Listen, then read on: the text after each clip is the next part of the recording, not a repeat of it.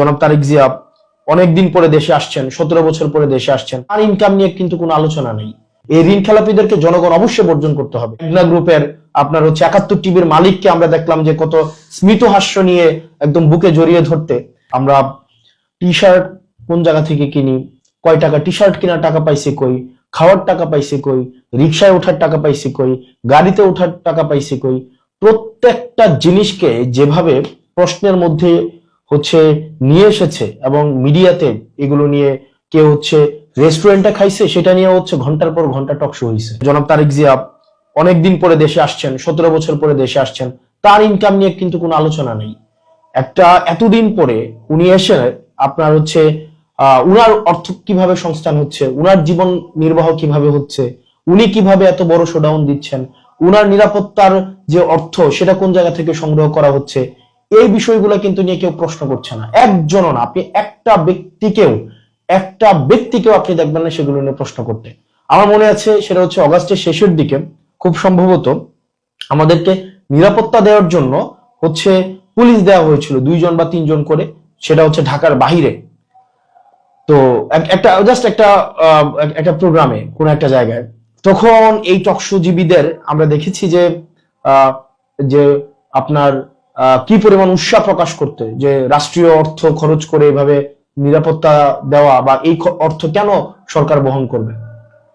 ঠিক এখন এই প্রশ্নটাই, যখন আপনার নিরপেক্ষতা কখন প্রশ্নবিদ্ধ হয়, যখন আপনার প্রশ্ন করার ক্ষমতা ব্যক্তি, স্থান, কাল বেঁধে পরিবর্তন হয়ে যায়। অর্থাৎ আপনি যখন ক্ষমতাকে প্রশ্ন করতে পারেন না, আমি এটা বলছি না যে আমাদেরকে প্রশ্ন করা কোনোভাবেই আপনার অযাচিত হয়েছে, অনুচিত হয়েছে, সেটা ডেফিনেটলি সেটা খুব ভালো কাজ হয়েছে। আমরা চেয়েছিলাম সেটার চর্চাটা অব্যাহত থাকুক। অত্যন্ত দুঃখজনক বিষয় আমরা দেখেছি এই সাংবাদিকদের একটা বড় একটা অংশ আমাদের স্বাধীন সাংবাদিকতা করার অনুমতি চাচ্ছে, যে আমাদেরকে যদি অনুমতি দেওয়া হয় তাহলে আমরা স্বাধীন সাংবাদিকতা করব। সরি, যেই সাংবাদিকটা আপনারা অনুমতি নিয়ে স্বাধীন সাংবাদিকতা করতে চান, আমি দুঃখ প্রকাশ করছি, অনুমতি নিয়ে স্বাধীন সাংবাদিকতা করা যায় না। এবং আপনারা মিডিয়া যেভাবে চরিত্র হনন করেছেন, মিডিয়া যেভাবে এই যে জুলাইয়ে যারা সম্পৃক্ত ছিল তাদেরকে ভিলেন বানানোর চেষ্টা করা হয়েছে, তাদেরকে অপাঙ্ক্তেয় বানানোর চেষ্টা করা হয়েছে, তাদেরকে নানাবিধ প্রশ্নের মধ্যে জর্জরিত করে তাদেরকে যেভাবে জনবিচ্ছিন্ন করার প্রয়াস আপনারা নিয়েছিলেন, তারাই নিয়েছিল যারা আওয়ামী লীগকে বিভিন্নভাবে ফেসিলিটেট করার চেষ্টা করেছে, যারা জনাব তারেক জিয়া রহমানকে গত দীর্ঘ 17 বছর যারা ভারতের চর বলে আখ্যায়িত করেছে, কনস্পাইরেটর হিসেবে আখ্যায়িত করেছে, বিদেশে বসে দেশের বিরুদ্ধে ষড়যন্ত্র করে হিসেবে আখ্যায়িত করেছে, বসুন্ধরার মালিক বলেছে তারেক জিয়া বিদেশে বসে দেশের বিরুদ্ধে ষড়যন্ত্র করছে, অথচ তারাই এখন আবার তাদের আবার প্রিয় পাত্র হয়ে গিয়েছে। মেঘনা গ্রুপের আপনার 71 টিভির মালিককে আমরা দেখলাম যে কত স্মিত হাস্য নিয়ে একদম বুকে জড়িয়ে ধরতে। এখন আজকে আপনাদেরকে যারা এতদিন ভিলেন বানিয়েছে, যারা আপনাদের নেতা কর্মীর হত্যার বৈধতা উৎপাদন করেছে, গুম খুনের বৈধতা উৎপাদন করেছে, আগুন সন্ত্রাস হিসেবে যারা স্বীকৃতি দিয়েছে, সেই সব মিডিয়াই এখন আবার দেখা যাচ্ছে এখানে আবার এক ধরনের কাল্ট বানানোর একটা প্রজেক্ট হাতে নিয়েছে। আমরা আপনাদেরকে এবার বলবো, আপনারা যারা নিরপেক্ষ সাংবাদিকতা করার চেষ্টা করেন বা যারা টক শোতে আপনারা যারা কথা বলার চেষ্টা করেন, আমি আপনাদেরকে রিকোয়েস্ট করবো, আমাদের সময় গত 1.5 বছর যেভাবে আপনারা প্রশ্ন অব্যাহত রেখেছেন, আপনারা এখন এই প্রশ্নগুলো অব্যাহত রাখুন। অর্থের উৎস কিভাবে, ইনকাম কোন জায়গা থেকে হচ্ছে, খরচ কোন জায়গা থেকে হচ্ছে, এই যে যানবাহনের টাকা কোন জায়গা থেকে পাচ্ছে, তেলের টাকা কোন জায়গা থেকে পাচ্ছে, এই বিশাল বহরের অর্থ কিভাবে সংস্থান হচ্ছে, এই প্রশ্নগুলো আপনাদেরকে করতে হবে। এই প্রশ্নগুলো যদি না করে শুধু যদি আপনি সিলেক্টিভ কোয়েশ্চেন করেন যে এই মানুষগুলোকে আমরা প্রশ্ন করবো, এই মানুষগুলোকে আমরা প্রশ্ন করব না, তাহলে আমার কাছে মনে হয় যে নিরপেক্ষ সাংবাদিকতা প্রশ্নবিদ্ধ হয়। ঢাকা 17 আসনে নির্বাচন পরিচালনা করার জন্য 59 জন পেশাদার সাংবাদিক যারা বিভিন্ন মেইন স্ট্রিম মিডিয়ার সাথে জড়িত, তাদেরকে বিএনপির ঢাকা 17 আসন নির্বাচন পরিচালনার জন্য একটা মিডিয়া টিম করা হয়েছে। যারা বিভিন্ন মিডিয়ার সাথে যুক্ত, বিভিন্ন পত্রিকার সাথে যুক্ত, তারা কি সেখানে বিএনপির সাংবাদিক হিসেবে ফাংশন করবে নাকি নিরপেক্ষ সাংবাদিক হিসেবে ফাংশন করবে? আপনি যখন একটা পার্টির প্যাডে সাংবাদিক চলে যাচ্ছে, একটা পার্টির প্যাডে সাংবাদিক অন্তর্ভুক্ত হচ্ছে, সেটি আমার কাছে মনে হয় যে বস্তুনিষ্ঠতা কতটুকু ভূমিকা থাকবে সেই বিষয়টি প্রশ্নবিদ্ধ।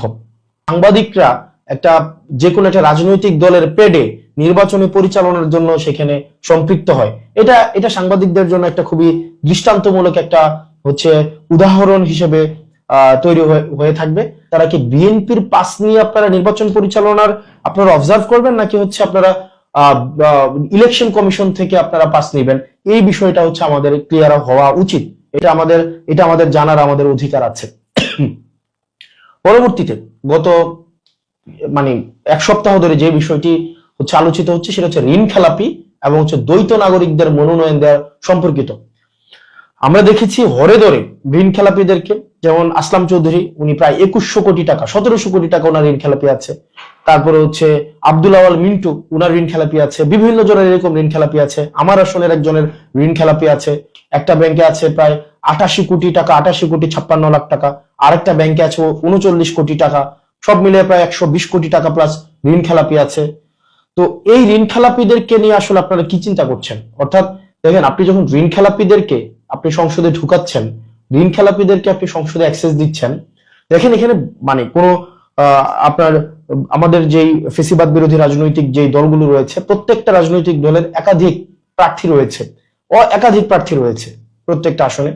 তো আমরা প্রত্যাশা করেছিলাম যে 24 পরবর্তী বাংলাদেশে আপনারা মনোনয়ন দেওয়ার ক্ষেত্রে যারা অন্তত বাংলাদেশ থেকে যারা ভিতর থেকে কুরে করে ফাঁকা করে দেয়নি, ওই মানুষগুলাকে আপনারা হচ্ছেন মনোনয়নটা দিবেন। কিন্তু অত্যন্ত দুঃখজনক বিষয়, আপনারা ঋণ খেলাপিদেরকে মনোনয়ন দিয়েছেন এবং ওই ঋণ খেলাপিদেরকে আপনারা সেভ করার জন্য ছাত্রদল গত হচ্ছে 2 দিন ধরে ইলেকশন কমিশনের সামনে মব করছে। মানে ছাত্রদল যে কাজটা করছে এটাকে আপনারা মব হিসাবে দেখবেন না। মানে ছাত্রদল যেটা করছে এটাকে ঋণ খেলাপিদেরকে সেভ করার জন্য তারা এই কাজটা করছে। মানে ঋণ খেলাপি এবং ঋণ খেলাপিরা এরা কি করবে, ওদের কাছ থেকে ওরা সংসদে যাবে, সংসদে গিয়ে ওরা আইন প্রণয়ন করবে। কাদের বাঁচানোর জন্য আইন প্রণয়ন করবে? ওরা নিজেদেরকে বাঁচানোর জন্য আইন প্রণয়ন করবে।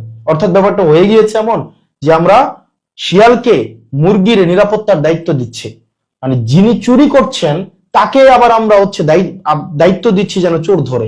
মানে এটা প্র্যাকটিক্যাল, এটা কোনোদিনও পসিবল না। আমরা যতদিন না পর্যন্ত এই ঋণ খেলাপিদেরকে আমরা আইনের আওতায় নিয়ে না আসতে পারবো, ঋণ খেলাপিদেরকে আপনি আইন বানানোর দায়িত্ব তো আপনি কোনোভাবেই দিতে পারেন না। আমাদের বাংলাদেশটার এই যে একটা মানে ইমব্যালেন্স অফ পাওয়ার তৈরি হয়েছে, এটার কারণ হচ্ছে যারা পলিসি মেক করেছে এবং যারা পলিসি থেকে বেনিফিটেড হয়েছে তারা একটা জনগোষ্ঠী হয়ে গিয়েছে।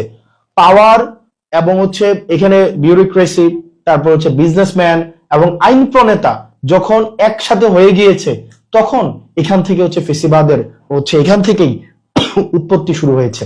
আপনি দেখেন, যিনি ঋণ খেলাপি আপনি তাকেই হচ্ছে সংসদে পাঠাচ্ছেন আইন বানানোর জন্য। মানে এটা প্রত্যেকটা রাজনৈতিক দলের কাছ থেকে এই বিষয়ে একটা আপনাদের নীতিমালা হওয়া উচিত ছিল যে আপনারা ঋণ খেলাপিদেরকে আপনারা সংসদে দেখতে চান না। এবং এই ঋণ খেলাপিরা দেশটাকে আপনি চিন্তা করেন, 17 বছর 20 বছর 25 বছর তারা ঋণ দেয় না, কিন্তু বিলাসী জীবন যাপন করে। এই ঋণের টাকাটা ঋণের টাকাটা কি ব্যাংকের টাকা? এটা আপনার আমার জনগণের, এটা হচ্ছে টাকা। আপনারা দেখেছেন যে এই টাকাগুলা তারা হচ্ছে এই ঋণ খেলাপিরা বিদেশে পাচার করে, এই ঋণ খেলাপিরা এই টাকাগুলো নিয়ে বিদেশে বিলাসবহুল জীবনযাপন করে এবং বিদেশে বিলাসবহুল এই চুরির টাকা দিয়ে বিদেশে সন্তানদেরকে লেখাপড়া করায় এবং ওরা এসে আমাদেরকে হচ্ছে বলে ব্লাডি সিটিজেন।